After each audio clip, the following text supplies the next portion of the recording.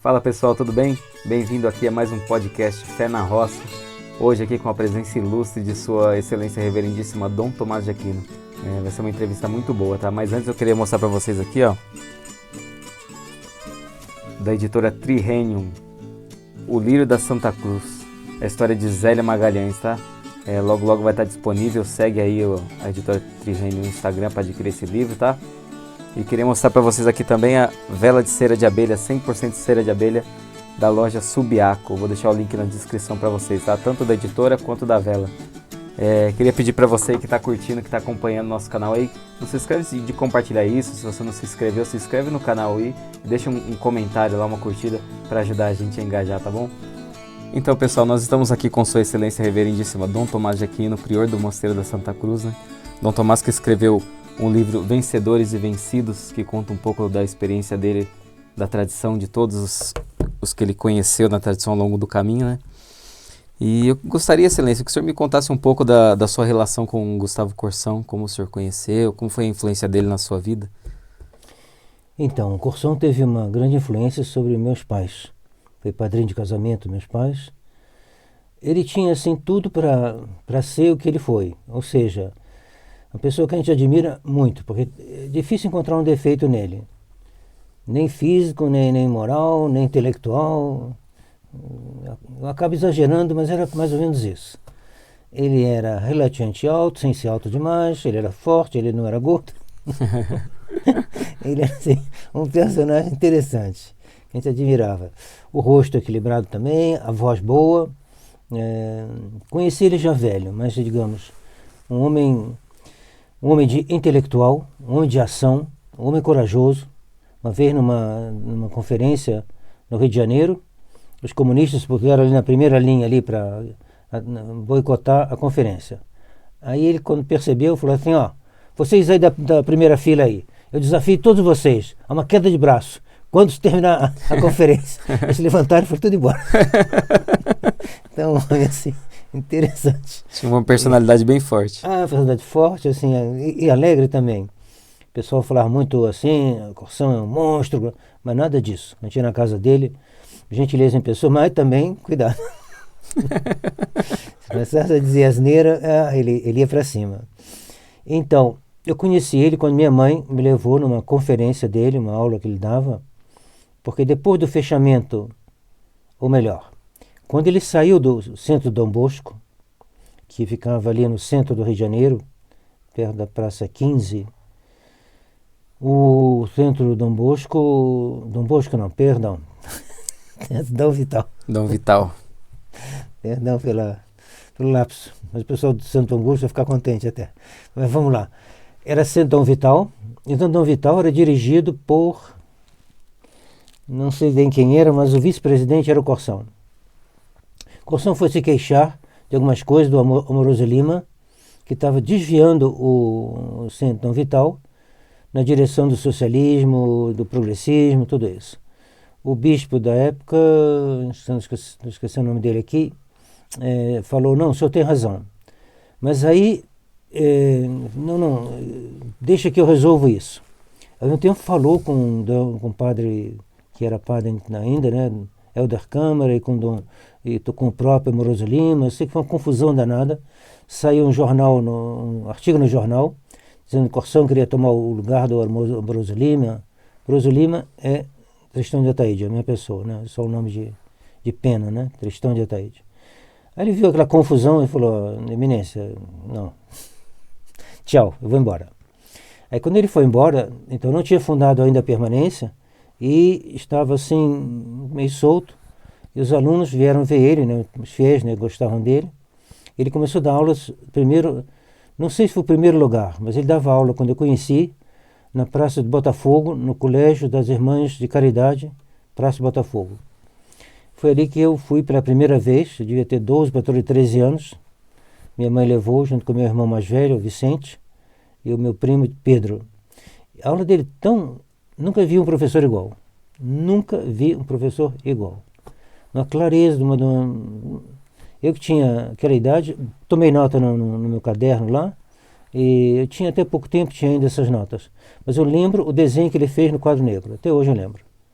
fez uma bola assim, aí botou metade luz, metade trevas, a luz é o ato, a trevas é a potência, a ordem dos seres, quando mais perto de Deus, mais perto da luz, Deus é ato puro, guardei, tinha 12 anos, 13 anos, guardei na cabeça, até hoje posso refazer o desenho. Depois continuei aí nessas aulas, eram semanais, gratuitas e semanais, e ele vai então, mudou de lugar, foi para Jardim Botânico, ali ainda não tinha fundado a Permanência, eu me lembro bem, e depois fundou a Permanência na Rua das Laranjeiras, não muito longe da casa dele. E lá ficou lá. Ele convidava também outras personalidades para dar conferências lá. Ariano Suassuna foi lá e outros foram também. Era bem interessante. Do Irineu Pena foi também, né, do Rio de Janeiro, e vários outros que eu não me lembro. Professores de universidade também. E aí quando eu comecei a pensar na vocação, eu fui ver ele. Ele falou, olha, para onde você... Eu sei para onde você não deve ir. Mas para onde você deve ir, desculpa, eu não sei. Não vejo nada bom hoje em dia. Olha não só. Conheço. Eu não conhecia o Monsieur Lefebvre ainda, então... Que década que era isso, Excelência? 72, por aí. Aí ele falou, não conheço nada. Aí um dia ele falou, olha aqui, vi aqui um seminário na Espanha, em Toledo. Depois ele voltou e falou, não, eu li melhor a coisa lá, esse seminário diz que ensina o São Tomás por causa do Vaticano II. Ele falou, não, isso pode cortar. Aí, bom, acabei indo lá para Dom Gerard, por circunstâncias que são mais da vida, mas que não entra no caso do Corsão. Mas guardamos o contato, né? Contato discreto. Minha mãe mandava regularmente os artigos dele lá para o Mosteiro da França. Então estava sempre lendo o Corsão. E ele veio para os votos perpétuos e aproveitou. Era a segunda vez, se não me engano, que ele ia à Europa. A primeira vez foi em 72 e a outra foi em 76. Não. É 76. E morreu em 78. Então lá ele foi ver o Madiran, viu o Jacques Perret. Jacques Perret era um escritor brilhante. Infelizmente não ficou do lado do Monsieur Lefebvre, mas era da tradição. Não ficou em 88, ele discordou. Mas ele era brilhante. Aí ele foi ver o Corsão. O Corsão estava em Paris. Ele falou assim, aí eu fui lá visitar esse Corsão aí. E aí eu vi que estava hospedado num hotel, numa ruazinha Michuruca, em um hotel bem ordinário. Eu falei, esse homem deve ser bom. Ele não está no Palace Hotel, não está nada disso. Senão, eu acho que eu não iria. Aí simpatizou com o Corsão.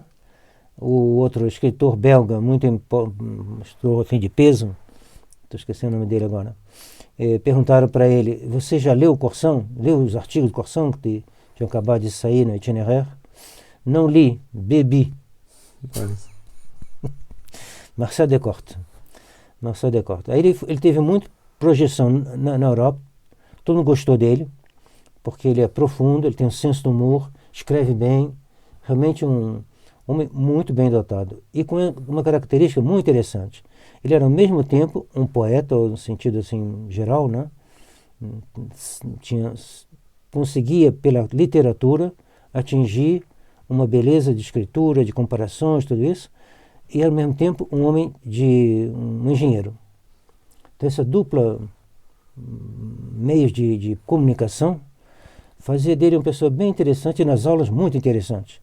Ele estava dando uma coisa lá da Suma Teológica, ia para a engenharia, voltava para lá, voltava para cá, ia nos poetas, né? E a aula dele era muito clara. Se servia do quadro negro, de vez em quando, ele dizia, botar uma coisa no quadro negro, fixa a atenção do aluno. O aluno fica ali e você fala em volta daquilo que está ali no quadro negro. Ele usava com certa frequência.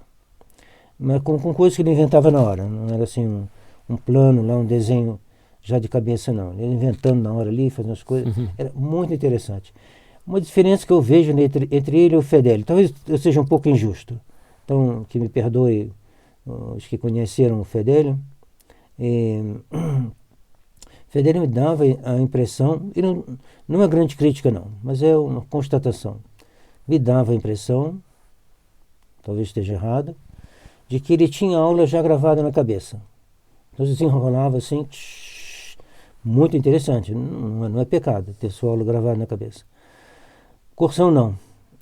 Aparecia um homem que estava pensando naquela hora, muito seguro da doutrina, mas sempre com uma certa novidade na exposição, que tornava, a meu ver, mais atraente. Mas é só um detalhe. Então, o Corsão, depois Monsieur Lefebvre veio ao Brasil, conheceu o Corsão, e já estava muito caidinho, ele chorou, não sei o que lá. O Monsieur Lefebvre ficou assim, não houve um contato muito grande, não. O Corsão estava assim, sensibilizado demais, e o Monsieur Lefebvre fez até a observação. Corsão defendia a posição de Monsieur Lefebvre no Brasil. Defendia. Defendia as duas igrejas, com Monsieur Lefebvre. Monsieur Lefebvre não fez grandes assim, explanações sobre as duas igrejas, mas foi o primeiro a assinalar que os progressistas utilizavam a expressão igreja conciliar. E dizendo, eles têm um outro direito canônico, uma outra missa, uma outra liturgia, uma outra doutrina. É uma questão assim, teologicamente difícil de entrar em todos os detalhes, mas não tem dúvida, são duas direções opostas, né? Então ele defendeu o Monsieur Lefebvre assim, no Globo, e o Globo estava incomodado com ele, porque ele defendia muita coisa que era boa, e o Globo não podia ficar muito contente com isso. Aí me contaram, não sei se é exatamente historicamente comprovado, que um general, não sei se general, ou então um grau abaixo, acho que Bismarck, uma coisa assim, que ficou sabendo que o Roberto Marinho queria tirar o Corsão do Globo, cortar o artigo dele no Globo, que, se não me engano, era sempre a segunda página. A primeira página do Globo, você virava, estava ali, toda quinta e todo sábado. E aí esse Bismarck foi lá ver o Roberto Marinho e falou assim: Roberto, o seu jornal já não vale grande coisa. A única coisa que presta é o Corsão. Se você tirar, o que vai ficar? Quem conta um conto acrescenta um ponto. Mas deve ter alguma coisa de verdade. E o Roberto Marinho não tirou. Vamos lá. Não digo sabedoria, porque eu acho que não convém essa palavra, mas não tirou. Então o Corsão morreu em 78, né? Dormindo, teve um derrame, né? Dizem que estava com um artigo em cima da mesa, não sei se é exatamente isso ou não, mas que ele escreveu até o fim, e foi verdade, um combatente, combateu até o fim, como o Monsieur Lefebvre também, e bem interessante, um homem que parecia, ele sabia ser violento, mas sabia ser um homem que tinha um senso da amizade, alto grau. Sabia ter uma grandíssima bondade. E, bom, eis aí para o Corsão. Tá certo, excelência. Queria saber um pouco da sua convivência com Monsieur Lefebvre. Pode ser na França. O senhor chegou a estudar no seminário de Dom Lefebvre, né? Prefiro falar de Monsieur Lefebvre do que do outro que você citou aí. Mas... Pois não. Então, eu comecei... A primeira vez que eu vi Monsieur Lefebvre foi em 75. Quando ele foi ao nosso mosteiro, lá da França, para dar ordens menores para dois de nossos monges, o Père Jean de Belleville e o Père, na época, irmão, né? Irmão Jean de Belleville e irmão José Vanier. O bispo ficou sabendo, os superiores beneditinos ficaram sabendo, nosso mosteiro estava ainda ligado aos beneditinos, porque tinha sido uma permissão do abade de Tournai, que Dom Gerard fundou, então, o mosteiro de Santa Maria Madalena de Bédoin, que era em Bédoin primeiro, uma cidadezinha, que aliás teve mártires em Bédoin no tempo da Revolução Francesa, e ali ele estava lá. Quando ficaram sabendo, o mundo veio abaixo. Veio abaixo, literalmente abaixo. Aí o superior da congregação veio visitar a gente, e queria, pelo que eu entendi, ele não disse explicitamente não, queria tirar Dom Gerard e botar um outro progressista como superior. Ele percebeu que a comunidade não estava interessada com isso. Ele foi embora um pouco batendo as portas, dizendo: vocês são os orgulhosos. Aí, isso por quê? Porque Dom Lefebvre tinha passado no nosso mosteiro. Em 75, não era nem ainda a suspensão ad vinis, né, que vai vir. Não tinha ainda nem a suspensão ainda. Não tinha. A luta já estava encarniçada. E já tinha uma algeriza total. Uma algeriza Dom Lefebvre. Porque ele sempre se destacou um pouco, e depois muito, dos outros, durante o concílio, durante a sua estadia na África, e também porque ele havia defendido esse movimento que se chama a Cité Catholique. Os bispos franceses estavam reunindo, preparando um documento para condenar esse movimento, porque esse movimento era pelo Cristo Rei. Eu não sabia como é que eles iam botar a coisa, mas não batia com as ideias dele, com a liberdade religiosa, outras coisas. Aí o Monsieur Lefebvre se antecipou. Ele parece quieto, mas também sabe agir. Então se antecipou e fez uma carta elogiando o trabalho deles, que serviu de prefácio para mais ou menos assim, né? Os historiadores poderiam precisar com mais precisão. E eles ficaram furiosos, porque eles cortou, né, como diz a França, cortou o capim debaixo dos pés dele. E eles ficaram, então, eles já tinham, quando Econe foi fundado, que é em 70, eles logo começaram a dizer seminário selvagem. E era um seminário fundado com a aprovação de Roma. Bom, aí se passam os anos e eu sou ordenado em Econe, na Suíça, e Dom Lefebvre, então, era a nossa referência. E como o nosso ensino no mosteiro deixava um pouco a desejar, porque não havia aquela regularidade de aulas como no seminário, porque Dom já chamava pessoas até competentes, mas ficavam um tempo, depois ia embora.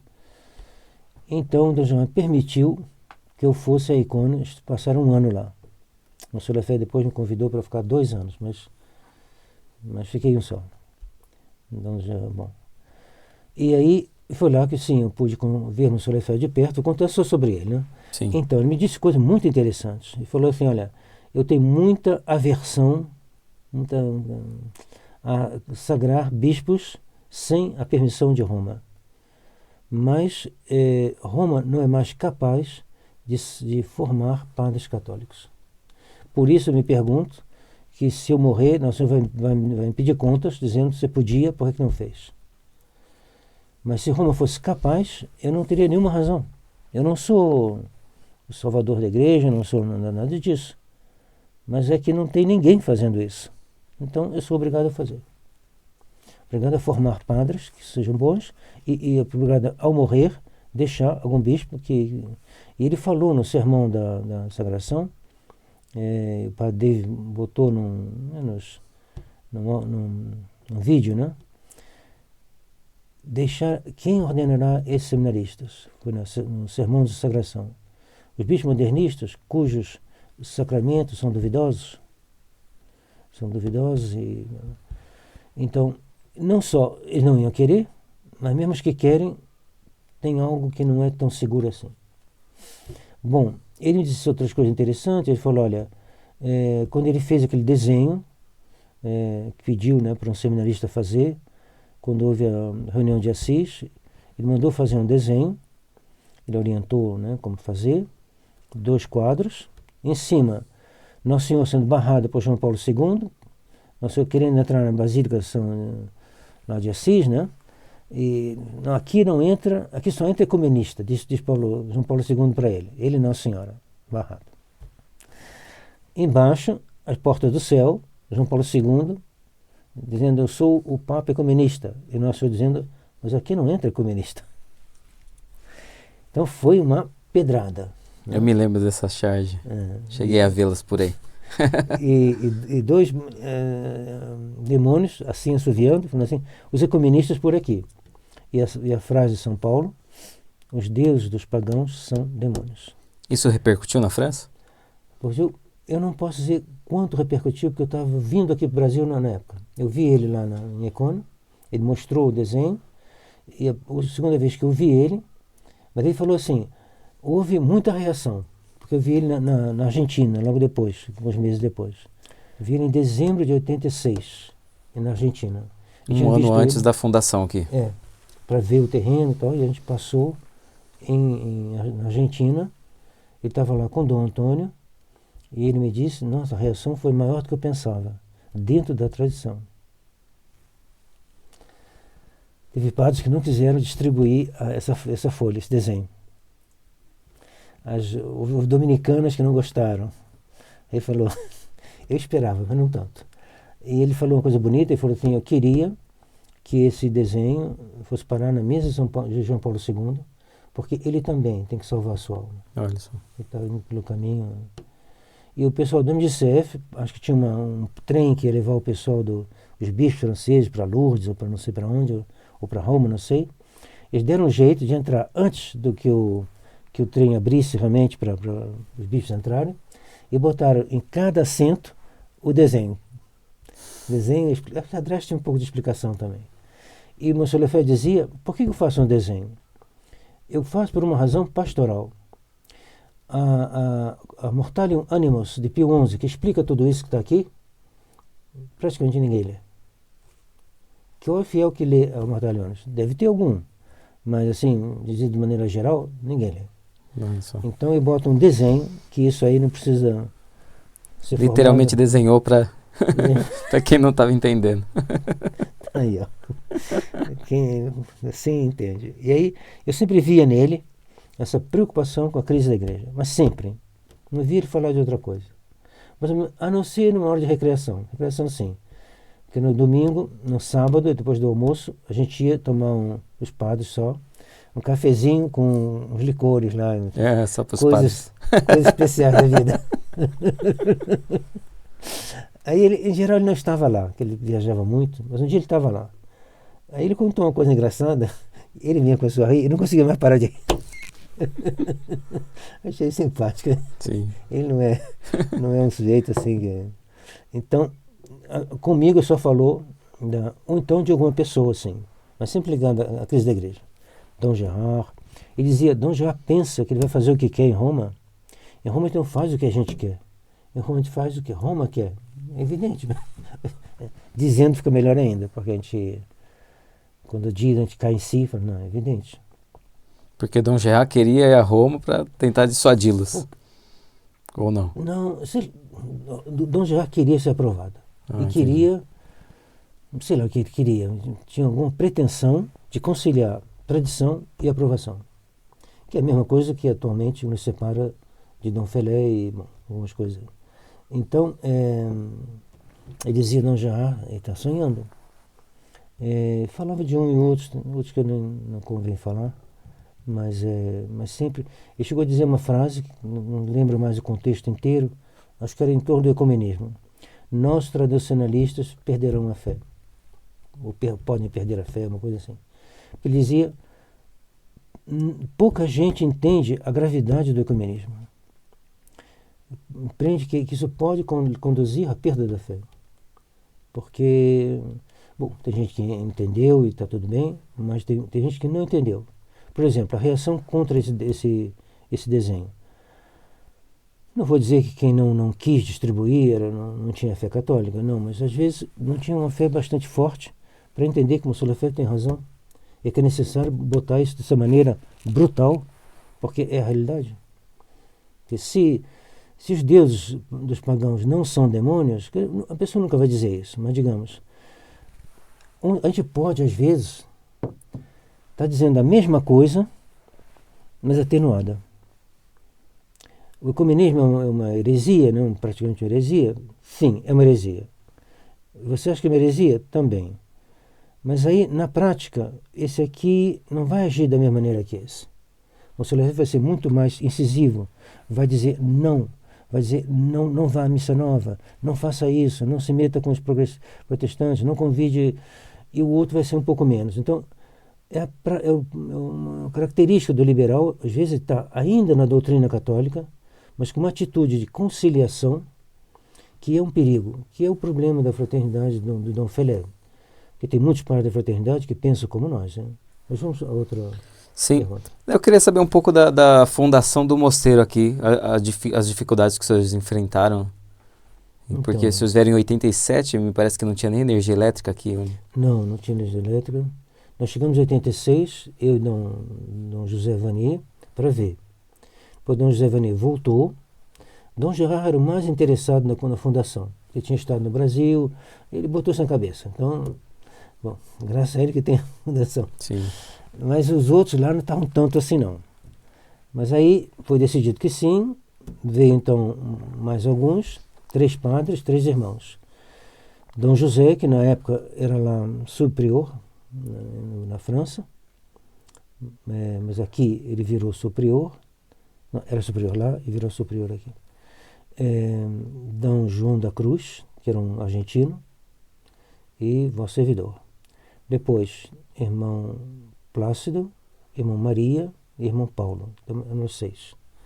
De fato, não tinha energia elétrica, por isso que as construções começaram a ser feitas aqui para baixo, porque havia uma fontezinha ali perto do aprisco do irmão Gabriel, e dali vinha para cá, não chegava na altura da capela, vinha assim, então é só ali que a gente podia ter, ali para ter uma cozinha com água, tinha que ser ali. Ah, tá, não tinha como puxar água, né? Não tinha luz elétrica, a gente podia talvez botar aquele, como é que chama? Roda d'água. Roda d'água, a gente chegou até a botar uma roda d'água. Ou então aquele que chama... Carneiro hidráulico. Carneiro hidráulico. Mas bom, a gente começou assim, e então para tomar banho tinha que se esquentar. E aqui é muito frio em Friburgo, né? Então era assim. Aí nós não tínhamos capela. Então a gente transformou não, a gente usou como capela o que hoje é a cozinha. Mas para os fiéis, a gente não tinha capela para os fiéis. Mas como a capela São Miguel, né, que é a mesma que está lá, que já existia, não tinha aquele aspecto não. O padre progressista rezava a missa lá, uma vez por mês. E nós começamos a rezar a missa lá todo domingo. E ele então... Aí um dia ele não pôde vir. Um dos nossos empregados estava lá e viu que quem presidiu a cerimônia foi um pedreiro que trouxe uma pastinha assim debaixo do braço, dessas debaixo do braço, assim, não sei se trouxe realmente debaixo do braço, mas dessa... E ele então, na hora da comunhão, abriu aquilo, tirou hóstias de um saco plástico, deu para todo mundo, depois foi na janela, lavou a mão, assim... Aí quando ele contou isso pra gente, a gente falou, péssimo, mas muito bom. Péssimo, que é uma coisa horrorosa, né? Um sacrilégio, mas a missa nova é comum, né? Não sei qual o nome dá exatamente, mas na linha do sacrilégio, porque um leigo, uma pastinha, saco plástico, tudo isso. Então a gente mandou dizer ao padre que não precisava vir mais aqui, que nós éramos 3 padres e que, portanto, não precisava mais aparecer.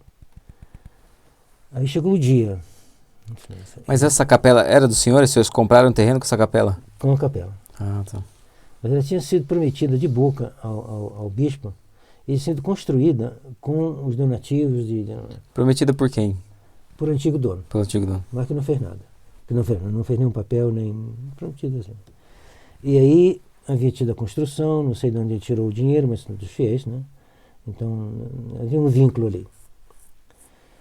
Aí o padre chegou, eu falei, Dom João Batista, Dom João da Cruz, vai lá com o irmão Plácido e fica lá. Se ele aparecer, vocês vão me avisar. Se ele não aparecer, tudo bem, a gente, vida contemplativa e pronto. Aí, depois que chega Dom João da Cruz. Ele chegou. E o irmão Plácido lá. Plácido lá. Só que o irmão Plácido fez uma estratégia. É. Ele botou tudo quanto é banco da igreja na porta assim. Pra não abrir. E gritou pela janela. Padre, sabe por que você não pode rezar a missa aqui? Porque essa capela é reservada ao culto católico. Olha só. Nossa, falou bem. Valente. Acertou. Aí a gente chegou, ele estava lá com os marmanjos que tinha trazido, assim, bem... Não, já estava previsto, esse caso batizado, essa criança aqui, querendo engrossar. Aí meu pai chegou também, não sei quem avisou ele, meu pai chegou. Eu falei, ó, não tem problema nenhum. Faz o batismo, faz tudo o que você quiser. Mas é a última vez. Aí, aí virou um processo. Ah, Aí o bispo moveu um processo contra a gente. Pedindo a capela. Para ganhar a capela para ele. Eu achei curioso que o bispo foi ao tribunal, ele sentado lá e meu pai do outro lado.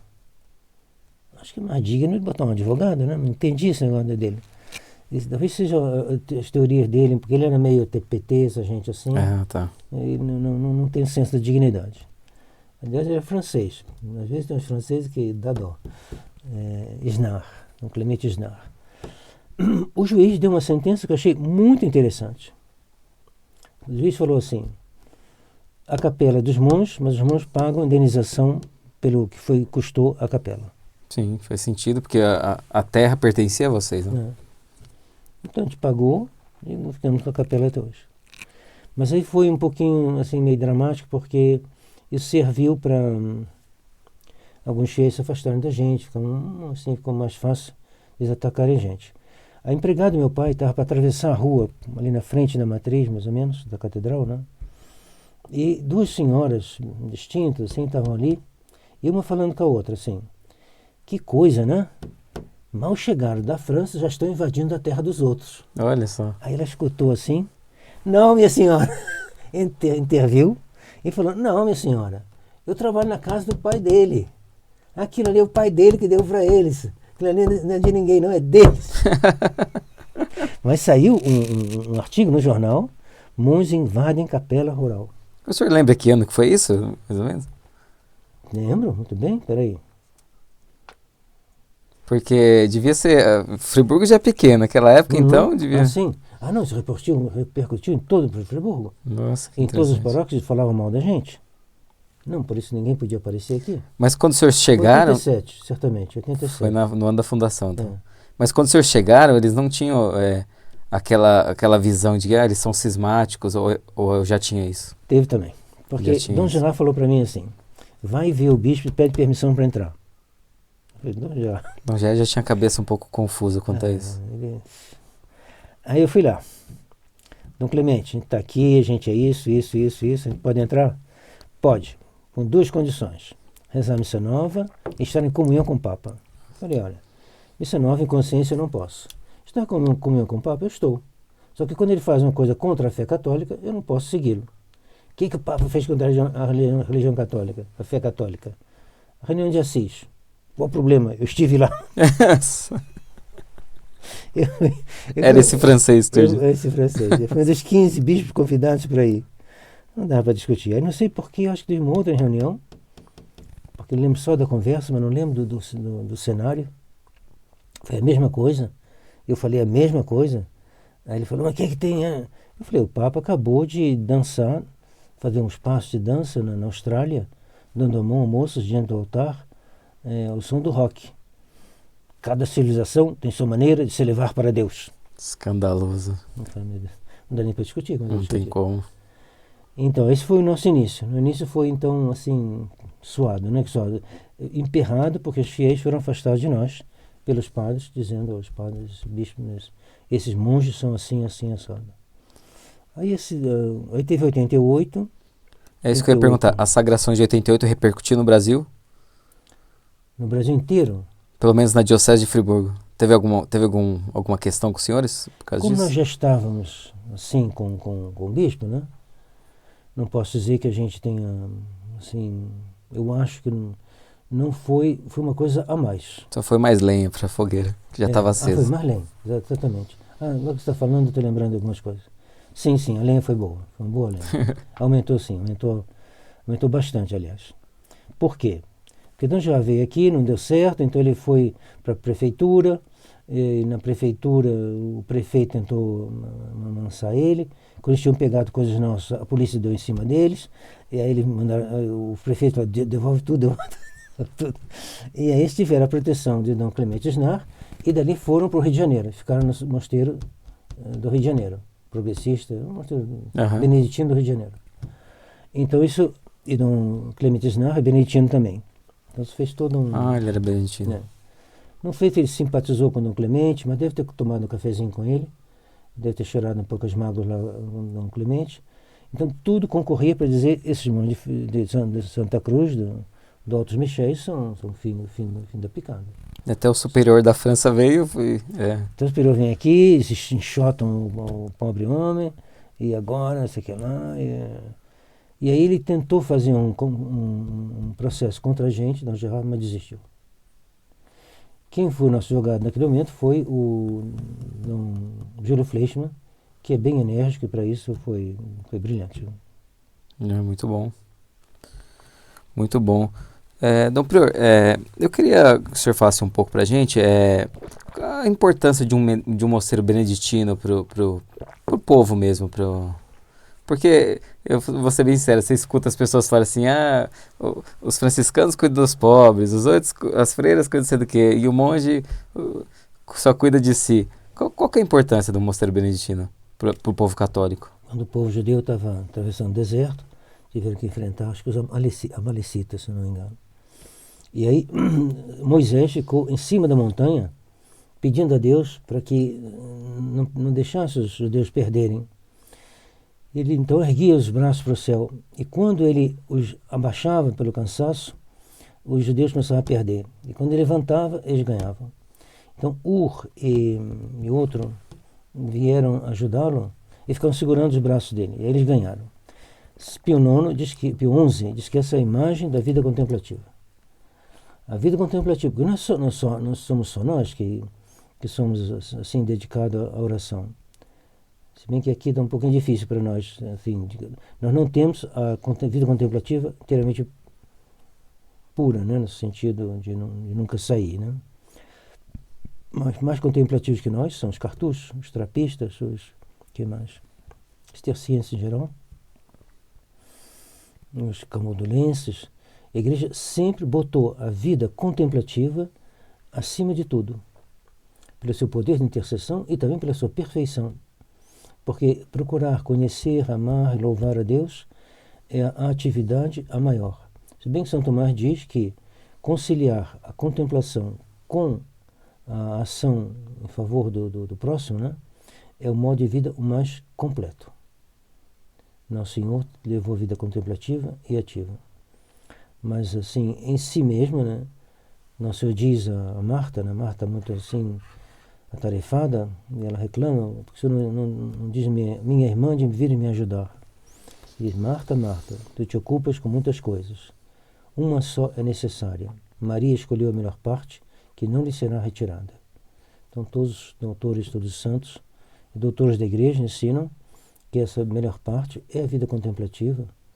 Agora, levando em conta o que diz São Tomás, quando tem a contemplação e também a ação por caridade para ajudar o próximo, é o modo mais completo, que é os dominicanos, por exemplo.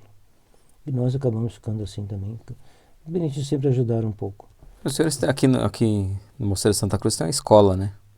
Nós temos a escola. Não te fiz a escola porque me parecia uma necessidade. Não tinha como. Não tinha como vir aqui. Poderia ter, não sei que teria sido melhor. Mas poderia ter vindo aqui e fazer uma coisa puramente contemplativa, sem nenhum atendimento a ninguém. Ficava um pouco esquisito na crise atual. Lá na França é mais fácil ter um mosteiro puramente contemplativo porque estava cheio de priorados. Quando a gente veio para cá, tinha Campos, mas Campos não saía muito. Campos, a muito custo, aceitou de ir ao Rio de Janeiro de vez em quando. Mas ele queria passar Rio de Janeiro para nós. A gente chegou até a ir lá também regularmente. Então, mas o resto do Brasil não tinha nada. Então fica aqui. Ainda mais que meu pai nos tinha ajudado, e depois o pessoal do Rio tinha nos ajudado. Não fazer nada pelos outros, e tem que sempre pensar na infância, na juventude, porque é assim, a gente tem que pensar Então a gente pensou, não. Tinha uma frase de São Pio X que eu nunca encontrei escrita, gostaria muito de encontrar, mas já vi citada. Se eu tivesse que escolher entre começar com uma igreja ou com uma escola, eu começaria pela escola que vai encher a minha igreja. São Pio X. Sempre ouvi falar que é assim. Então ele falou, vamos fazer isso, porque A gente deve alguma coisa pela região também. No início a gente teve mais crianças aqui da região do que agora. Essa campanha contra nós também talvez tenha afastado. Talvez alguns erros da nossa parte também. Eu sei que a maior parte das crianças agora vem de famílias que vieram para cá. Sim, teve até uma das perguntas que eu queria lhe fazer como isso repercute na vida do mosteiro, né? Porque, pelo que eu vi, um pouco pela crise da igreja, os senhores não conseguem ter essa vida contemplativa pelo atendimento dos fiéis, né? Mas, e com a vinda das famílias, com a decadência do mundo moderno, elas procuraram um bastião, um lugar seguro para criar os filhos, né? Sim. Como é que isso repercute no mosteiro? Isso já respondeu. Isso cria um problema, mas que pode ser contornado. Pode ser contornado. A gente tenta contornar. É uma constante, né, na vida da igreja. O contemplativo que é chamado a dar uma atenção. São Bento começou a vida puramente contemplativa e solitária. Vieram discípulos, começaram a chamar ele. Primeiro chamaram e tentaram envenenar ele. Então, os primeiros que chamaram tentaram matar ele. Recovaram. Depois outros chamaram e foram bons, ele fundou. Então, ele não pôde ficar na contemplação pura, na coreta, né?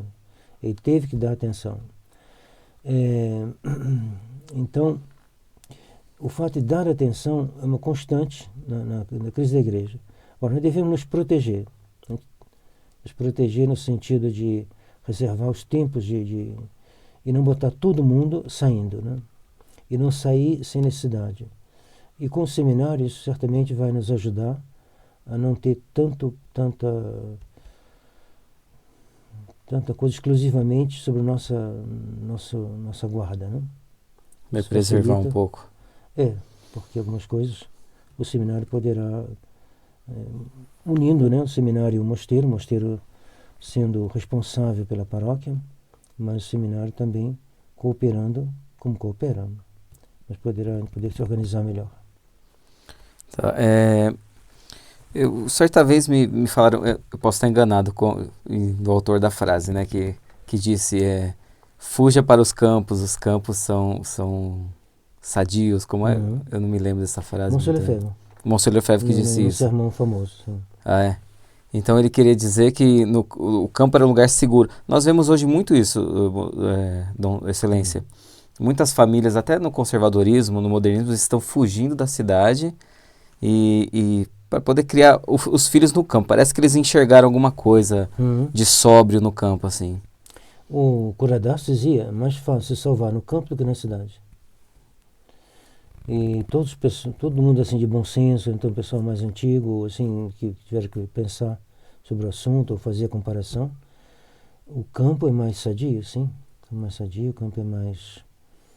As tentações da cidade, basta ir no centro de Friburgo, você vai ver o que é a cidade. Enquanto que no campo, o campo pode decair muito também, mas os trabalhos do campo são mais humildes. O trabalho de publicidade na cidade, aí você vai embora. Você fica rico, perde a alma rapidinho. Aqui não, aqui. No campo, tinha um monge, um abade que tinha um monge trabalhando com a enxada. Aí estava inclinado assim, aí ele olhou assim, passou por ele, bateu a mão no ombro, a terra é baixa, né? Então, o trabalho do campo é um trabalho que exige mais paciência, saber esperar o tempo de cada coisa, né? O homem do campo não se enriquece assim da noite para o dia, e também não se desenriquece, não fica na pobreza da noite para o dia. Então, os ritmos são mais tranquilizantes, exigem mais paciência, e são mais fáceis de pensar nas virtudes. Paciência, cooperação também, na cidade também tem, mas no campo, às vezes, né, um vizinho ajuda na época da colheita, não sei, coisas assim, mas todo mundo diz, e o Monsenhor dizia, né, vão para o campo. O campo, dizia ele também, tranquiliza melhor os nervos. Agora, o que nós temos visto aqui no momento, e nos irmãos também, a gente mora do campo, a gente não é do campo. A gente não está usufruindo de todas as vantagens do campo, mas ao menos já tem essa, de não estar no meio dessa infernal frenesi de propagandas indecentes e outras coisas. da cidade. Porque eu enxergo que nesse movimento esse êxodo de volta para o campo tem um certo romantismo. Não digo Então, todos, porque a vida no campo não é fácil, né? por isso que eu digo, né, que aqui não vi nenhum adotar a vida do campo ainda. Porque não é fácil. Quem não começou jovem, dificilmente vai se improvisar um homem do campo. E depois, para ter um viver do campo, você tem que ter um terreno, não pode ser um pequenininho, não. É verdade. Mas mesmo que, por exemplo, no meu caso, eu trabalho online, né? Moro no campo, mas trabalho online, né? Mesmo para pessoas assim, é melhor estar no campo. Né? Assim, sim, não tem dúvida. Mesmo que não viva da terra propriamente dita. Porque por causa se as famílias continuarem católicas, ainda mais aqui assim. Agora, tem um padre de Campos que dizia o seguinte, eu não sei se... Vou só contar, porque ele falava, eu repito. O campo, quando decai muito, fica pior que a cidade. Porque está muito isolado, são pecados contra a natureza, não sei o que lá. Pode chegar a uma intensidade de pecado que... Ele falou isso, mas não sei se... Mas, de qualquer maneira, tanto o campo como a cidade pode chegar em graus de perversidade, sobretudo hoje, que são inimagináveis. Entendi. Excelência, eu queria que o senhor falasse um pouco da nossa posição frente à crise na igreja, da posição que o senhor representa aqui no Brasil. Qual a diferença da resistência católica, da Fraternidade São Pio X, de Campos? Então, alguém lá da França me escreveu, e uma pessoa que está bem, assim, bastante bom senso, que tem sobre as suas ordens outras pessoas, né? Ele me disse assim, há muitos padres aqui que pensam como o senhor. E, aliás, nós pensamos como o senhor também. Mas acho que não é prudente nesse momento deixar a fraternidade. Mas pensamos como o senhor. Desculpe interromper, quando diz pensamos com o senhor, é a posição que o senhor guarda de Dom Lefebvre, de não se unir a igreja conciliar até que eles se convertam. É isso. Essencialmente é isso. Não sei se com o tempo a fraternidade vai acabar forjando algumas concessões doutrinais. Não sei. Se bem que está acontecendo algumas coisas esquisitas, porque o Monsenhor Lefebvre botava em dúvida o rito, ele não achava o rito muito seguro da ordenação e, pelo que eu entendi, da sagração. Ora, o padre como é que chama? Pagliarani, né? Disse que ele discorda do padre Calderon e que não precisa... Não é assim também, não. O padre Calderon está exagerando. Então, a gente tem visto que a fraternidade não reordena com muita facilidade atualmente aqui no Brasil e pelo mundo afora. Me parece que eles não têm mais dúvida quanto à validade dos sacramentos modernos. O que parece é isso, mas eu acho que isso também é o resultado da aproximação com Roma. Porque fica muito chato você chegar em Roma e falar, eu duvido da sua sagração. Você fazia melhor de ir lá na Santa Cruz, ou então na Inglaterra, ou então aqui em Mezinguém, a gente pode resolver também. Então, eu acho que essa aproximação com Roma, feita de maneira imprudente, é um desastre. Porque no início é só tomar um cafezinho junto, começa o perigo, já começa aí. Depois você vai se enredando, é uma concessão, outra concessão, e depois você é levado. É bem possível que seja como eu estou falando aqui. Eles não têm muito assim, estão mal situados, para dizer a Roma tudo o que Monsenhor Lefebvre pensava sobre as sagrações e outras coisas também. Então, a nossa posição é a seguinte: Dom Lefebvre. Pode parecer um pouquinho infantil, primário, mas se alguém fizer melhor que Dom Lefebvre, a gente segue, né? Não, até agora não vi. Ele tem uma posição doutrinal inatacável, que é a mesma de Dom Antônio Castro Maia, e ele tem uma posição do ponto de vista prático, né, pastoral, prudencial, que eu acho inatacável também. Ele foi a Roma, verdade, mas ele não ia a Roma como o Monsenhor Feller, mas não ia mesmo. Ele tinha muito mais força de ataque. Uma vez 3 cardeais estavam assim junto com ele, um falou uma coisa errada e falou, Eminência, você está falando uma heresia. Aí o outro, que era o canal Garrona, não foi isso que ele falou. E era o canal Tabeira que tinha falado. O Tabeira falou, você não vai negar que o caráter sacerdotal já está incluído no caráter batismal. Ele virou para ele e falou assim, isso é uma heresia, Eminência. Não foi isso que ele disse. Como não foi o que ele disse? Então, o Solefé tinha uma força que eu não vejo nos outros. Muito difícil você ter essa força. Tem uma brincadeira lá francesa, ditado, não sei, que diz assim, para almoçar com o demônio, é necessário ter uma colher bem comprida. Ora, que eu saiba, durante as conversações que estiveram lá, eles ficaram hospedados em Roma. O moço Solefé nunca fez isso. Ele se hospedava em Albano, ia lá para... Né? Por quê? Porque aí vem um cardeal e te serve vinho. E você diz, que vinho bom. O que mais, padre? Que bom ter vocês aqui. Você vai dizer o quê? Estou me sentindo muito mal. Monsenhor Williams chegou a dizer que os mármores do Vaticano encantam, né? Ainda tem isso aí, não estava pensando nisso. Mas para dizer, não se achegue muito aos inimigos. Porque você acaba pensando que eles não são inimigos. É inevitável. A gente começa a ver os lados positivos. Está vendo? Ele nos escutou. Você vai dizer, quando o cardeal Ratzinger nos recebeu, ele falou assim, muito gentilmente. No entanto, eu tive que dizer para ele, não podemos colaborar.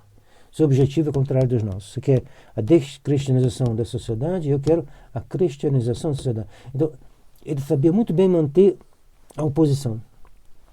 Fraternidade, eu penso que mantém também, mas uma oposição diminuída. Entendi. Existe um ataque bem comum que eu escutei já de alguns sedvacantistas, né? Não todos, mas alguns, que quando nós falamos que a nossa posição é a posição de Dom Lefebvre, eles dizem, a minha posição é da igreja, tentando dissociar a posição de Dom Lefebvre com a posição da igreja. O senhor enxerga isso como uma má-fé intelectual? Ou... Não precisa analisar. Ele é bem interessante, mas olha, mais católico que o Monsenhor Lefebvre, mais da igreja que o Monsenhor Lefebvre, se encontrar, avisa pra gente, a gente segue ele também. O problema não é Monsenhor Lefebvre. O problema realmente não é Monsenhor Lefebvre, é a igreja. Claro que é a igreja. Tem a fórmula deles, nem é ruim não.